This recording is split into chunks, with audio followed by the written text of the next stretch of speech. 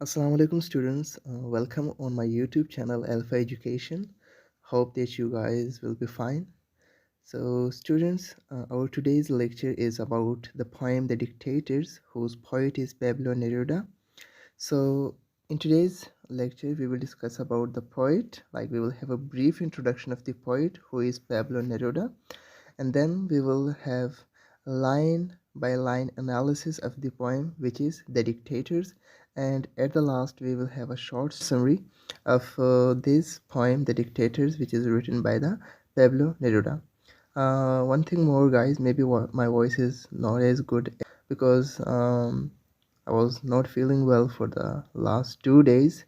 So I will try my best to deliver this lecture as good as it is possible. So let's start the lecture. आज के lecture की तरफ चलते हैं और English literature के पोइट्री के सेक्शन में आज हम पोएम पढ़ने वाले हैं the dictators by Pablo Neruda. Poet के बारे में देखते हैं कि पेब्लो नेरुडा कौन थे, उनकी राइटिंग का स्टाइल कैसा था। सो पेब्लो नेरुडा, जिनका पूरा नाम है रिचर्ड एलाइसर नेफ्थाली रेस बसवाल्थो। वैसे ये नाम बहुत ही ज़्यादा लंबा हो गया, सो पेब्लो नेरुडा ही अच्छा है। शुक्र है उन्होंने अपना दूसरा नाम वैसे रख लिया था। सो ये इनका पूरा नाम है, जो कि बोर्न हुए 12 जुलाई 1904 को और इनकी डेथ हुई 23 सितंबर 1973 को। Better known by his pen name. Pen name कहते हैं मतलब जो पोइट अपनी शायरी में जो अपना नाम यूज़ करते हैं, या फिर जिसको अदबी नाम कहते हैं, इसको पेन नेम कहा जाता है। So better known by his pen name and later legal name, मतलब उनका लीगल नेम का मतलब जो डॉक्यूमेंट्स में नाम लिखा जाता है। Legal name Pablo Neruda. इसकी प्रोनाउंसिएशन लिखी है कि इसको प्रोनाउंस कैसे करना है, पेब्लो नेरुडा। ये स्पेनिश में इसकी प्रोनाउंसिएशन लिखी है। Was a Chilean poet diplomat. अच्छा, ये चिलियन चूँकि एक सिटी का नाम है, तो ये एक चिलियन पोइट है और डिप्लोमेट का मतलब होता है सफ़ीर या फिर सियासतकार, एंड पॉलिटिशियन, और साथ ही साथ ये पॉलिटिशियन भी थे। Who won the Nobel prize for literature in 1971, और इन्होंने 1971 में नोबेल प्राइज़ जीता लिटरेचर में। Neruda became known as a poet when he was 13 years old. 13 साल के थे जब ये पोइट के हैसियत से पहचाने जाने लगे। And wrote in a variety of styles, मतलब उनके काफ़ी डिफरेंट राइटिंग स्टाइल थे, जिसमें सुरियलिस्टिक पोएम्स हैं। अच्छा, सुरियलिस्टिक पोएम्स वो पोएम्स होते हैं जिसमें एक राइटर जो होता है वो एक ड्रीम लाइक या फिर stream of unconscious writing style को अपनाता है। हिस्टोरिकल एपिक्स नाम से ही जाहिर है कि ऐसे एपिक्स पोएम जो कि हिस्टोरिकल हो, ओवरटली पॉलिटिकल मैनिफेस्टोज होते हैं, जिसमें एक राइटर अपने इंटेंशंस डिलीवर करता है। मतलब जो इशूअर होता है वो अपने इंटेंशंस पब्लिकली देता है लोगों के सामने। प्रोज ऑटोबायोग्राफीज लिखते हैं। Passionate love poems such as the ones in his collection 20 love poems and a song of despair, इनकी एक कलेक्शन है जो कि एक पैशनेट लव पोएम्स में लिखी गई है। तो पेब्लो नेरुदा की जो पोइट्री है उनके कुछ सैलिएंट फीचर्स को देखते हैं। नेरुदा's body of poetry is so rich and varied that is defies easy summary। यानी नेरुदा की जो पोइट्री है ये बहुत रिच है, और इसमें सबसे अहम बात क्या है कि उसकी बहुत ही इजी समरी है, मतलब बहुत ज़्यादा कॉम्प्लिकेटेड बातें नहीं होती, इजी समरी वो डिफाइस करता है। He explored the themes of love, time, destruction and loneliness in all its varieties. यानी जितनी भी वैराइटीज़ में उन्होंने लिखा और उन्होंने पोइट्री की, उनके मेन थीम्स क्या है, love, time, destruction and loneliness, यानी प्यार, वक्त, तबाही और तन्हाई। His poetry filled with both harmony and anguish, यानी उसकी पोइट्री में हार्मनी भी है और एंग्विश भी, also raised with political energy, यानी बहुत ज़्यादा गुस्सा भी है, मतलब उसमें बहुत ज़्यादा गुस्सा और कहर भी नज़र आता है एक तरह के, लाइक रेज्ड मतलब बहुत ही ज़्यादा गुस्सा। विद पॉलिटिकल एनर्जी यानी पॉलिटिकल इश्यूज़ के हवाले से ideas of social decay, isolation, alienation, communism and operation, ये सारे वो एस्पेक्ट्स हैं जिस पे उन्होंने बहुत ज़्यादा एम्फेसिस दी है अपनी पोइट्री में। Neruda at his core is a romantic. However, his experiences as a diplomat and affiliation with the Communist Party greatly influenced his later works. मतलब क्या कि एट हिज कोर्स वो रोमांटिक पोइट तो हैं, लेकिन जैसे कि उसके जो एक्सपीरियंस थे एज अ डिप्लोमेट मैंने बताया था कि चूँकि ये चिलियन पोइट थे और चिलियन डिप्लोमेट थे, तो ये ऐसे थे कि ये चिली जो सिटी कंट्री है, उनके डिप्लोमेट थे, मतलब उनके सफ़ीर थे, वो अपनी ही कंट्री को यानी चिली को रिप्रेजेंट करते थे बाकी कंट्रीज़ में। तो उनका वो जो एक्सपीरियंस रहा एज अ डिप्लोमेट और उनकी जो एफिलिएशन रही कम्युनिस्ट पार्टी के साथ, चूँकि पेब्लो नेरूदा जो थे वो कम्युनिज़्म पे बिलीव करते थे। तो ये जो उनका एक्सपीरियंस और जो एफिलिएशन थी कम्युनिस्ट पार्टी के साथ, इन चीज़ों ने बहुत ही ज़्यादा इन्फ्लुएंस किया उसके लेटर वर्क्स को। He came to believe that the work of an art in the statement of thought, कि जो आर्ट का वर्क है और जो थॉट है स्टेटमेंट का, थॉट ऑफ स्टेटमेंट का मतलब poetry, when these are responsible human action, जब ये रिस्पॉन्सिबल करते हैं ह्यूमन एक्शंस को, रूटेड इन ह्यूमन नीड, चूँकि इनकी ये जो दोनों चीज़ें हैं इनकी रूट्स कहाँ पे है, ह्यूमन नीड में, are inseparable from historical and political context.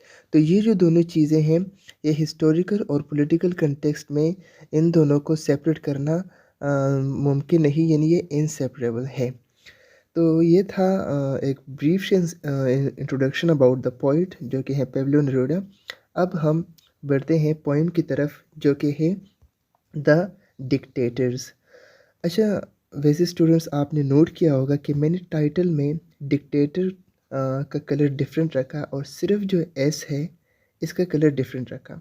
अब यहाँ पे टाइटल बहुत ज़्यादा ज़रूरी है समझना कि टाइटल में पेब्लो नेरूदा ने डिक्टेटर्स क्यों कहा। वैसे आम तौर पे डिक्टेटर एक ही बंदा होता है, अगर आप डिक्टेटर की डिफिनीशन देखें तो वो कहते हैं that single person which rule over somewhere through his power, यानी ताकत की बुनियाद पे जब एक इंसान किसी जगह पे रूल करता है, हुकूमत करता है, तो देन ही कॉल्स डिक्टेटर और may be she calls dictator.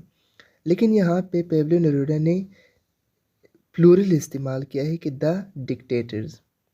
अब चूँकि हम इस पूरे पोएम को, ये जो पूरी पोएम सामने रखी है, हम यहीं पे इसकी एनालिसिस करते हैं, तो सबसे पहले हम एनालिसिस कर देते हैं इसकी टाइटल की। अच्छा, इन्होंने डिक्टेटर्स इस वजह से यूज़ किया, पेब्लो नेरूदा असल में ये बताना चाहते हैं कि सिर्फ़ वही इंसान डिक्टेटर नहीं कहलाता जो कि एक अपनी ताकत इस्तेमाल करता है, अपनी फ़ौजें लेके आता है और वो एक हुकूमत गिरा के अपनी हुकूमत लेके आ जाता है and then he calls dictator.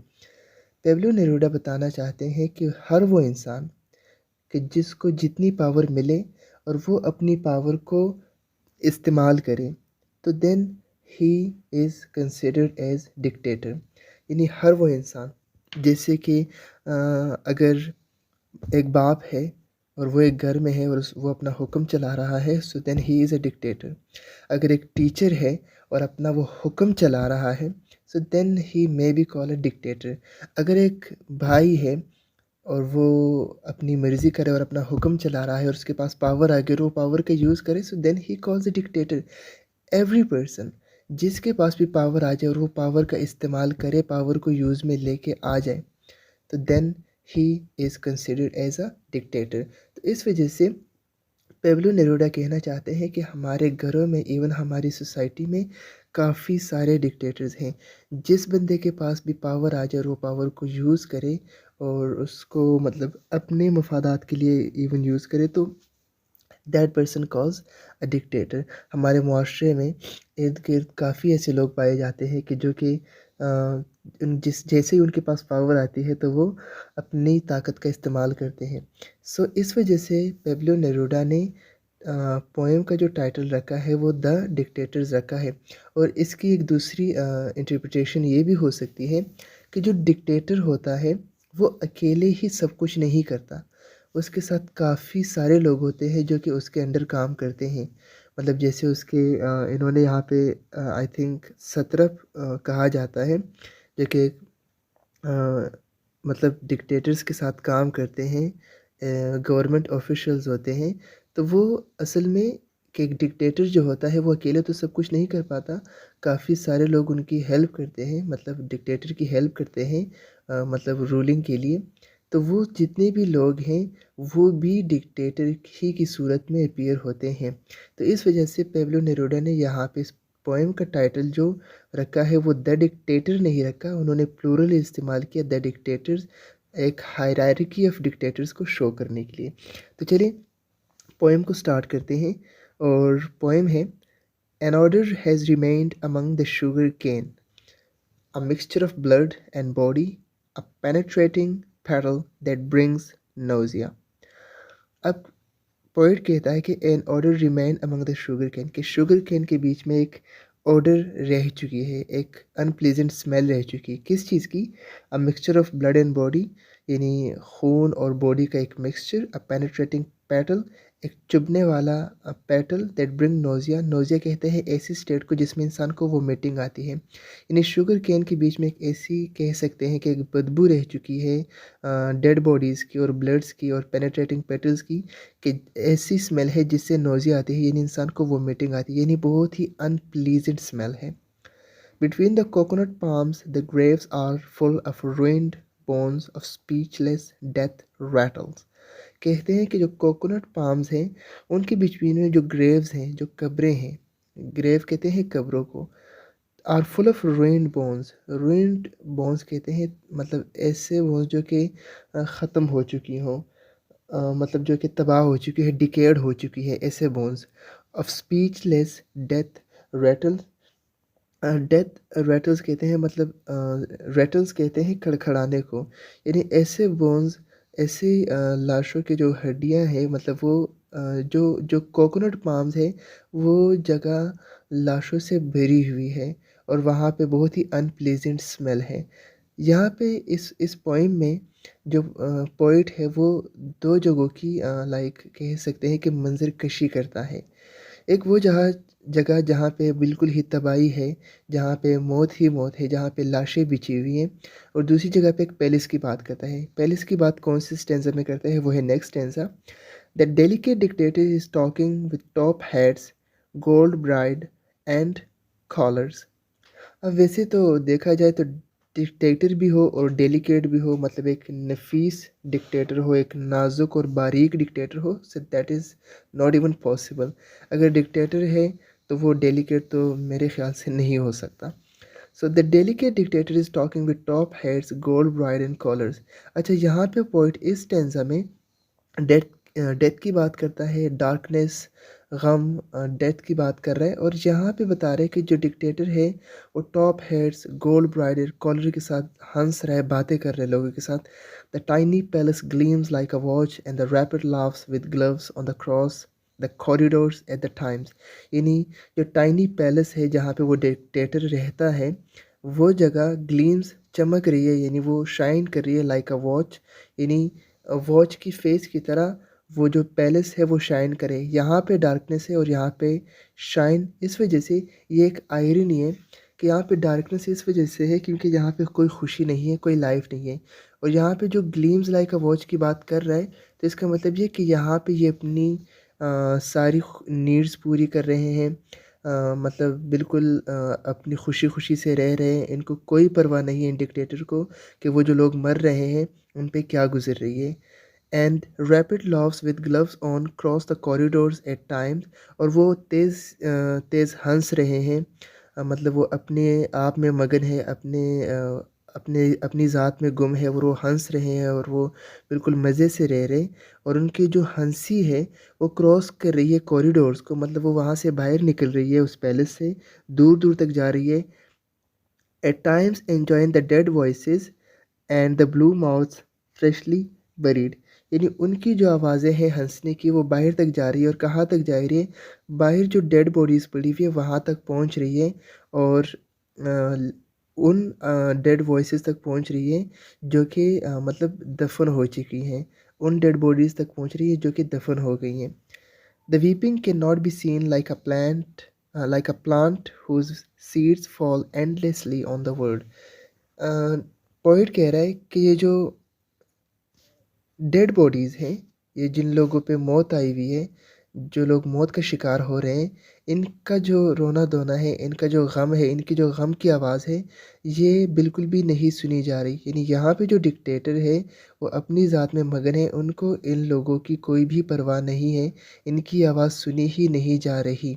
Like a plant whose seeds fall endlessly on the world on the earth, यानी पोएट बता रहा है कि ऐसे है जैसे कि एक पौधे के जो सीड्स होते हैं वो ज़मीन पे एंडलेसली गिरे, मतलब अ, बीज का ज़मीन तक पहुँचने का मतलब ये कि जब वो ज़मीन पे पहुँच जाता है तो तब वो उगता है, ग्रोथ करता है। लेकिन ये सीड्स एंडलेसली ज़मीन पे गिर रहे हैं, यानी इनकी कोई ग्रोथ नहीं हो रही, उनकी कोई लाइफ़ नहीं रही। Who large blind leaves grow even without light, और उनकी जो बड़े-बड़े लीव्स हैं, ब्लाइंड लीव्स हैं, यानी उनको बिल्कुल भी नहीं पता। ब्लाइंड लीव्स का मतलब कि उनको नहीं मालूम हो रहा कि वो किस तरफ जा रहे हैं और उनके साथ क्या कुछ हो रहा है। विदाउट लाइट का मतलब ये कि कुछ कोई भी रास्ता उनको नज़र नहीं आ रहा, बस हर जगह सिर्फ़ और सिर्फ़ उनको डेथ नज़र आ रही है। Hatred has grown scale on scale, blow on blow, in the ghastly water swamp with a snout full of ooze and silence. यहाँ पे बता रहा है कि ये जो डिक्टेटर बुरा कर रहे हैं इन लोगों के साथ, इन पब्लिक के साथ, इसकी वजह से हेटेड बढ़ता जा रहा है। मतलब क्या हो रहा है कि इन लोगों के दिलों में नफ़रत पैदा हो रही है डिक्टेटर्स की वजह से, और इससे क्या हो रहा है कि इससे मतलब उनके दिलों में एक नफ़रत सी पैदा हो रही है डिक्टेटर के ख़िलाफ़। और उससे क्या हो रहा है, ओज़ कहते हैं कि एक दरिया या फिर समंदर की निचली तह, जो गीली मिट्टी होती है उसको कहते हैं। एंड साइलेंस बेसिकली आखिरी 3 लाइन्स का मतलब ये है कि ये जितना कुछ इन लोगों के साथ हो रहा है इसकी वजह से सिर्फ़ और सिर्फ़ नफ़रत फैल रही है हर जगह। लोगों के दिलों में सिर्फ़ और सिर्फ़ नफ़रत फैल रही है। गेस्टली वाटर कहते हैं कि लाइक टेरेबल या फिर खौफ़नाक। वाटर स्वैम्प, स्वैम्प कहते हैं ऐसा ऐसी जगह जहाँ पे पानी खड़ा हो। विद अ स्नाउट, स्नाउट वैसे कहते हैं माउथ को। Full of ooze and silence, यानी साइलेंस तो है लेकिन अंदर ही अंदर लोगों के दिलों में नफ़रत फैल रही है। तो चलते हैं समरी की तरफ, एक शॉर्ट सी समरी इस पोएम की। स्टार्ट करते हैं। A smell of rotting flesh remains on the fields of sugar cane. के रॉटनिंग कहते हैं गल जाना, सड़ जाना। मतलब रॉटिंग एक डेड बॉडीज़ की जो बैड स्मेल है वो रह चुकी है शुगर कैन के फील्ड्स में, which are full of stranger buried bodies and bones, जो कि भरी हुई है बरीड बॉडीज़ और बोन्स से, यानी जो उसके ruined बोन्स हैं उससे ये शुगर कैन्स फिल्ड हो चुके हैं। Meanwhile a fussy tyrant is chatting away in luxurious space full of wine glasses and fancy clothes. और कह रहे कि यहाँ पे जो एक टायरेंट है, एक फसी टायरेंट जो है, यानी एक ऐसे डिक्टेटर जिसको किसी की परवाह नहीं, वो चैटिंग कर रहा है, वो हंस रहा है, वो बातें कर रहा है away in a luxurious place, एक बहुत ही लग्जरियस प्लेस में वो लोगों से बातें कर रहा है। वो जहाँ पे वो वाइन ग्लासेस ले रहा है, वहाँ पे वो फैंसी क्लॉथेस पहन रहा है और वो अपनी लाइफ को फुली एंजॉय कर रहा है। जबकि यहाँ पे वो लोग मर रहे हैं, उनकी डेड बॉडीज़ बन रही हैं, उनके मतलब बोन्स से, उनके डेड बॉडीज़ से वो शुगर केन्स के फील्ड फिल्ड हो चुके हैं। वहाँ पे एक रॉटिंग फ्लेश की एक स्मेल रह चुकी है। लेकिन उस डिक्टेटर को किसी की कोई परवाह नहीं, वो चैटिंग कर रहे हैं, वाइन ग्लासेस ले रहे हैं और फैंसी क्लॉथेस पहन रहा है। In his palace, everything is as shiny as the face of watch, as the face of a watch, कि उसके पैलेस में हर चीज़ चमक रही है जैसे कि घड़ी का एक फेस चमकता है, यानी वहाँ पे सब कुछ है, ज़िंदगी की हर एक आसाइश मौजूद है। Laughter with in a palace was increases and travels through it hallways, और वो इतने कहकहे लगा रहे हैं, इतने हंस रहे हैं कि उसकी आवाज़ें दूर दूर तक सुनाई दे रही हैं। Laughter traveling through the dictator's palace converged with the now silenced voices and mouths of the dead, यानी उसकी जो आवाज़ें हैं, उनके कहकहों की जो आवाज़ें हैं, वो आखिर में जाके एक जगह पे कन्वर्ज हो जाती हैं जहाँ पे साइलेंट वॉइसेस है और डेड बॉडीज़ है, यानी वो बाहर तक जाती हैं और जहाँ तक वो आवाज़ें पहुँचती हैं, वहाँ पे सिर्फ़ डेड बॉडीज़ पड़ी हुई है और कुछ भी नहीं है। Though the dictators cannot see there is endless mourning, और डिक्टेटर्स को कोई भी नहीं पता कि बाहर लोग गम मना रहे हैं, बाहर लोग दुख में हैं, बाहर लोगों की मौत हो रही है, इससे डिक्टेटर को कोई गर्ज नहीं है। दिस मॉर्निंग, मॉर्निंग कहते हैं गम मनाने को। This morning acts like a falling pollen of plant, causing leaves to grow uncontrollably in the darkness। कि ये जो इनका गम मनाना है, ये जो इनका रोना धोना है, ये ऐसे है कि जैसे प्लांट के पॉलन ज़मीन पे गिरते हैं, causing leaves to grow uncontrollably in the darkness, यानी ऐसे है कि उनके पौधों का बढ़ना तो है, मतलब इससे क्या होता है कि उनके पौधे तो बढ़ते हैं डार्कनेस में, लेकिन कोई कंट्रोलेबली नहीं, सही तरीके से नहीं, कुछ नहीं पता होता कि लीव्स कहाँ बढ़ रही हैं और कैसे बढ़ रही है। In swampy frightening water, water builds up a piece at a time, causing a snout to fill up with the silence and muck. From this vendetta emerges। vendetta कहते हैं लड़ाई झगड़े को, दुश्मनी को, कि ये जो कुछ हो रहा है और जो डिक्टेटर कर रहा है, इससे क्या हो रहा है कि लोग जो हैं वो साइलेंस में ही अपने अंदर बहुत सी नफ़रत पैदा कर देंगे, और इस नफ़रत के नतीजे में वेंडेटा इमर्जेस और एक दुश्मनी आएगी। दुश्मनी का मतलब ये कि इसके फिर आखिर में बुरे नताइज निकलेंगे। सो ये थी आज की poem the dictators by Pablo Neruda. And I want to say sorry for something, because आज का लेक्चर में शायद वैसे डिलीवर नहीं कर सका जैसे करना चाहिए था, बिकॉज मेरी तबीयत कुछ सही नहीं है फिल वक्त अभी भी, और मैंने बीच में ही लेक्चर स्टॉप रिकॉर्ड करते हुए काफ़ी बार इसको स्टॉप करना पड़ा। तो वीडियो की समझ आई हो, लेक्चर की समझ आई हो, तो प्लीज़ एक like, and then if you can subscribe my channel, so you have to subscribe it. Otherwise force तो नहीं करना चाहूँगा कि ज़रूर मेरे चैनल को सब्सक्राइब ही करें। अगर आपको कुछ समझ आई हो मेरे लेक्चर से, so that is so much for me. So अपना ख़्याल रखें, रब की अमान में। इंशाल्लाह नेक्स्ट वीडियो में एक नेक्स्ट पोएम के साथ, और साथ ही साथ शॉर्ट स्टोरीज़ पे भी मैं कुछ लेक्चर्स अपलोड करूँगा, ताकि उससे आपकी हेल्प हो सके। अपना ख़्याल रखें, अल्लाह की अमान में।